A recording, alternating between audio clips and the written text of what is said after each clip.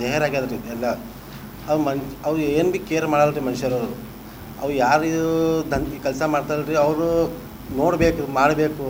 ಹುಳ ಭೀ ಆತಾವ, ಎಲ್ಲ ಆತಾವ ರೀ. 2 ದಿನ ಒಂದ್ಸಲ ಇದು ಮಾಡಬೇಕು ರೀ. ಯಾರೂ ಕೇರ್ ಮಾಡಲ್ಲ. ಎಲ್ಲ MLA ಎಲ್ಲ ನೋಡ್ಬೇಕು ರೀ. ಎಲ್ಲರೂ ಪಾಲ್ತುನ ಹ್ಯಾಂಗೆ ರೀ ಮನುಷ್ಯ ಜನ ಹ್ಯಾಂಗೆ ಮಾಡ್ಬೇಕು ರೀ, ಎಲ್ಲ ನೋಡ್ಕೋಬೇಕು ರೀ ಅವರು. ಆವಾಗ ಅಲ್ಲಿ ಬಿದ್ದಾಗ ಇವ್ರು ಯಾರೂ ಸ್ಟಾಪ್ ವಾರ್ಡನ್ನು ಅಲ್ಲಿ ಬರಬೇಕಾದ್ರೆ 2 ತಿಂಗಳಿಗೆ ಒಂದು ಸತಿ ಬರ್ತಾನೆ ವಾರ್ಡನ್, ತಿಂಗಳಿಗೆ ಒಂದು ಸತಿ ಬರ್ತಾನೆ ಅಂತಾರೆ. ಅಲ್ಲಿ ಸ್ಟಾಪ್ ಆದರೂ ಕೂಡ 1 ದಿನ ಹೋಗಿ ಅಲ್ಲಿ ಟ್ಯಾಂಕಿಯಲ್ಲಿ ಆಗಲಿ ಫಿಲ್ಟರ್ ಟ್ಯಾಂಕಿಯಲ್ಲಿ ನೋಡಿಲ್ಲ. 3 ದಿನದಿಂದ ಅಲ್ಲಿ ಬಿದ್ದಿದೆ. ಅದೇ ನೀರು ತೊಗೊಂಡ್ಗೇಸಿ ಅಡುಗೆ ಮಾಡ್ತಿದ್ದಾರೆ. ಅದೇ ನೀರು ಅಲ್ಲಿಂದ ಸ್ಟೂಡೆಂಟ್ಗಳು ಸುಮಾರು 30ರಿಂದ 35 ಜನ ನೀರು ಕುಡಿದೋಗಿದ್ದಾರೆ. ಕುಡಿದುಗೇಸಿ ಅವರಿಗೆ ಆರೋಗ್ಯದಲ್ಲಿ ಏರುಫೇರು ಆಗಿದೆ. ಅಂದರೆ ಗೊತ್ತಾಗಿಲ್ಲ, ಏನೋ ಜ್ವರ ಅಂತ ಅನ್ಕೊಂಡು ಸುಮ್ಮನೆ ಬಿಟ್ರೆ 3 ದಿನ ಮೇಲೆ ಅವರಿಗೆ ಹೆಚ್ಚಿಗೆ ಆದಮೇಲೆ 25 ಜನ ಹುಡುಗ ತಂದು ಅಡ್ಮಿಟ್ ಆಗಿದ ಮೇಲೆ ಸೀರಿಯಸ್ ಆಗಿ 4 ಜನ ಇದ್ದರು, ಮಿಕ್ಕಿ ಜನ ಡಿಸ್ಚಾರ್ಜ್ ಹೋಗಿದ್ದಾರೆ. ಇದಾಗಿ ಸಂಪೂರ್ಣ ನಮಗೆ ಗೊತ್ತಾಗುತ್ತೆ ಇಲ್ಲಿನ ವಾರ್ಡನು, ಅಲ್ಲಿನ ಅಧಿಕಾರಿಗಳು, ಅಲ್ಲಿನ DHಗಳು ಇದೇ ರೀತಿ ಬೇರೆ ಬೇರೆ ಹಾಸ್ಟೆಲ್ ಆಗಿರ್ಬೋದು ಹಾಗೂ ಸರ್ಕಾರಿ ಶಾಲೆಯಲ್ಲಿ ಆಗಿರ್ಬೋದು ಇತ್ತೀಚೆಗೆ ಭಾಳಷ್ಟು ಮೇಲ್ಛಾವಣಿ ಆಗಿರ್ಬೋದು ಭಾಳಷ್ಟು ಬೀಳ್ತಾ ಇದೆ. ಇದಕ್ಕೆ ಏನಪ್ಪ ಅಂದರೆ ಮಾನ್ಯ DK ಶಿವಕುಮಾರ್ ಈಗ ಮಾಧ್ಯಮ ಹೇಳ್ತಿದ್ದಾರೆ, ನೀವು ನೂತನ ಮುಖ್ಯಮಂತ್ರಿಯವರು 10 ಗಂಟೆ ಕರೆಕ್ಟಾಗಿ ಕೆಲಸಕ್ಕೆ ಬರಬೇಕು ಸರ್ಕಾರಿ ನೌಕರಸ್ತು. ಇಲ್ಲಿ ಯಾರು 10 ಗಂಟೆ ನೌಕರಿ ಬರೋಂಗಿಲ್ಲ, ಇದ್ದವರೇ ನೌಕರಿ ಮಾಡೋಂಗಿಲ್ಲ. 2 ತಿಂಗಳಾಯಿತು. ಇದು ಅನಾಹುತ ಯಾಕೆ ಆಗ್ತಾ ಇದೆಯಪ್ಪ ಅಂದರೆ ಇಲ್ಲಿ ವಾರ್ಡನ್ ಅವನಿಗೆ 3 ಹಾಸ್ಟೆಲ್ ಇನ್ಚಾರ್ಜ್ ಇದೆ ಅಂತ ಅವನಿಗೆ ವಾರ್ಡನ್ಗೆ. ಅವ್ನು 3 ಹಾಸ್ಟೆಲ್ ನೋಡಲಿಕ್ಕೆ ಇದು ನೋಡಲಿಕ್ಕೆ 2 ತಿಂಗಳು ಬರ್ತಾನಂತ.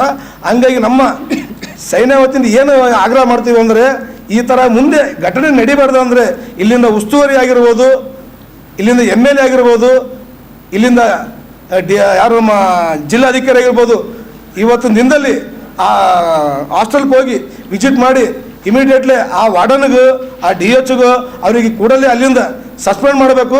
ಸಸ್ಪೆಂಡ್ ಮಾಡದೆ ಹೋದರೆ ಒಂದು ವೇಳೆ ನಾವು ಆ ಹಾಸ್ಟೆಲ್ ಮುತ್ತಿಗೆ ಹಾಕಿ ಹಾಸ್ಟೆಲ್ ಕುಂದ್ರಂಥ ಒಂದು ನಾವು ಎಲ್ಲ ನಮ್ಮ ಸೈನ್ಯ ಕಡೆಯಿಂದ ಒಂದು ತಂಡ ರಚನೆ ಮಾಡ್ಕೊಂಡಿದ್ದೀವಿ.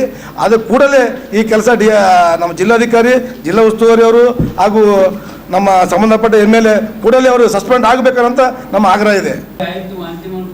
ಸರ್ ನೋಡೋಕ್ಕೆ ಅಂತ ಸರ್ಕಾರ ದುಡ್ಡು ಕೊಟ್ಟಿಗೆ ಸಿಬ್ಬಂದಿಗಳು ಇಟ್ಟಿರ್ತಾರೆ ಸರ್.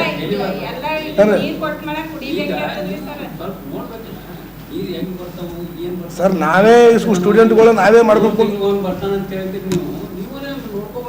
ಅವ್ರು ಹಲವಾರು ಬಾರಿ ಸ್ಟೂಡೆಂಟ್ಗಳು ಕಂಪ್ಲೇಂಟ್ ಕೊಟ್ರಂತ್ರಿ, ಯಾರು ವಾರ್ಡನ್ ಕೊಟ್ರಂತ, DH ಕೊಟ್ರಂತ್ರಿ.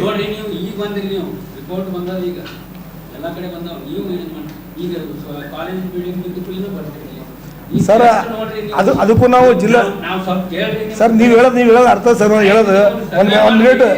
ಅದು ಗರ್ಲ್ ಕಾಲೇಜ್ಗೆ ನಾವೇ 3 ಸತಿ ಸರ್ ಮಾಡಿವಿ ಸರ್. ಯಾರು ಪೌಜಾ ತರನಾಗ 4 ಸತಿ ಕೊಟ್ಟಿವ್ರಿ. ಹಾಸ್ಟೆಲ್ ಬಗ್ಗೆ ಸಿಬ್ಬಂದಿ ಬಗ್ಗೆ 4 ಸತಿ ಕೊಟ್ಟಿವಿ. ಆದರೂ ಬಂದು ಒಂದು ಸತಿ ವಿಸಿಟ್ ಮಾಡಿಲ್ಲ ಅವರು. ಸಪ್ತಾಘಾಟೆ ವಿಸಿಟ್ ಮಾಡ್ತಾರೆ ಬಂದವರು. ಈಗ ಗೌರ್ಮೆಂಟ್ದವ್ರು ಹೆಂಗಾಗ್ಯಾರಪ್ಪ ಅಂದ್ರೆ ಆಟದ ಗೊಂಬೆ ಆಗ್ಯಾರ ಇವರು. 12 ಗಂಟೆಗೆ ಬರೋದು, 1 ಗಂಟೆಗೆ ಬರೋದು, ರೊಕ್ಕ ಇದ್ರೆ ಸೈನ್ ಮಾಡೋದು, ರೊಕ್ಕ ಮಾಡೋದು ಸೈನ್ ಮಾಡೋದು. ಇಂಥ ಅಧಿಕಾರಿಗಳು ಒಂದು ಪಕ್ಷದ ಅಧಿಕಾರಿಗಳೇ ಅವ್ರ ಮಂದಿ ಯಾರಿಗಂತ ಹೇಳ್ಬೇಕು ಸರ್.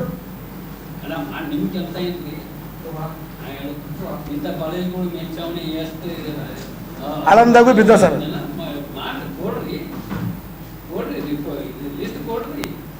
ಕಷ್ಟ ಕೊಟ್ರೆ ಹೆಂಗ್ರಿ ಅವನಿಗೆ?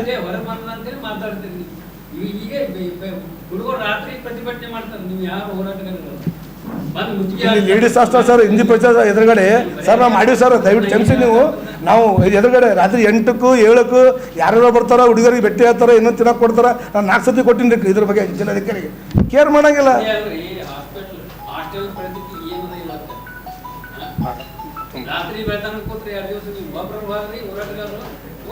ಇದಂದ್ರೆ ಇದು ನಮ್ಮದು ರಾಜಾಪುರ ಹಾಸ್ಟೆಲ್ನಾಗ ಬೀರ್ ಬಾಟ್ಲಿಗಳು ಬಿದ್ದು ಕೊಟ್ಟಿವಿ. ಸ್ವಚ್ಛತೆ ಎಲ್ಲ ಬೆಡ್ ಅರ್ದವ, ಅವರಿಗೆ ಪೂರಾ ಜಳಕ ಮಾಡೋದು ಪೂರಾ ಮಾಸ್ಕ್ ಗಟ್ಟಿ ಅದ, ಮ್ಯಾಲೆ ನೀರಿನ ಟ್ಯಾಂಕಿ ಸ್ವಚ್ಛತೆ ಅದು ಕೊಟ್ಟಿವಿ. ಬಟ್ ಏನು ಮಾಡ್ತಾರೆ ಇವರು? ಬರೀ ಎಲ್ಲಿ ದುಡ್ಡು ಇರ್ತದೆ, ಎಲ್ಲಿ ಫಂಡ್ ಇರ್ತದೆ ಅಲ್ಲಿ ಸೈನ್ ಮಾಡ್ಕೊಂತೀರಿ ಹಿಡಿದು 24 ಗಂಟೆ ಮೀಟಿಂಗ್ ತೊಗೋದು ಜಿಲ್ಲಾಧಿಕಾರಿಗಳು ಇಂಥವೇ ಮಾಡ್ತಾರೆ. ನಮ್ಮದು ಏನು ನಡ್ಕೊಂಡು ಹೊಟ್ಟಾಗ್ತದೆ ಸೈಡಿಗೆ. ಜಿಲ್ಲಾ ಉಸ್ತುವಾರಿ 10 ಸತಿ ಕೊಟ್ಟರೆ ಬರ್ತಾರೆ ಅವರು. ಪರ್ಸನಲ್ KDB ಮೀಟಿಂಗ್ ಮಾಡ್ಕೊತಾರೆ, ಆ ಮೀಟಿಂಗ್ ಮಾಡ್ಕೊತಾರೆ, ಈ ಮೀಟಿಂಗ್ ಮಾಡ್ಕೊತಾರೆ, ಹೋಗ್ತಾರೆ. ಬಡವರು ಯಾರು ಕೇಳ್ತಾರೆ? ನಾವು ಅದೇ ಕೊಟ್ಕೊಂತಿರ್ತೀವಿ ಸರ್. ಲೆಟರ್ ಕೊಟ್ಕೊತಾ ಇರ್ತೀವಿ, ಒಯ್ಕೊತಾ ಇರ್ತೀವಿ. DC ಆಫೀಸ್ ಬಗ್ಗೆ ಕುಂತು ಇವ್ರು ಹಂಗೆ ತೊಗೊಂಡು ಹೋಗ್ತಾ ಇರ್ತಾರೆ ಸರ್.